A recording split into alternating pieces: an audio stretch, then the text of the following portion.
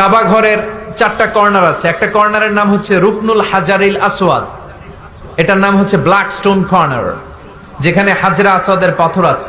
এই পাথরটাতে চুমু দিলে জীবনের গুনাহ সব মাফ করে দেয় কে? এটা জান্নাতি পাথর।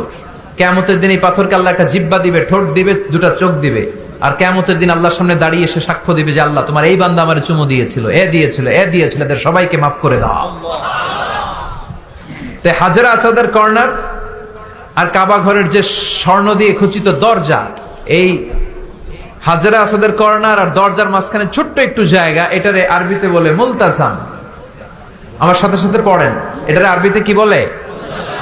ইলতাজামা ইয়ালতাজিমু ইলতিজামান, মুলতাজিম মুলতাজাম মানে হচ্ছে যেটার সাথে লেগে থাকা হয় সব সময়। সাহাবারা এই জায়গাটার সাথে লেগে থাকতেন, পেট লাগিয়ে, গাল লাগিয়ে, চোখ লাগিয়ে, মুখ লাগিয়ে কাঁদতেন আর দোয়া করতেন। আর এই জায়গায় পেট লাগিয়ে, শরীর লাগিয়ে দোয়া করলে ওই দোয়া আল্লাহ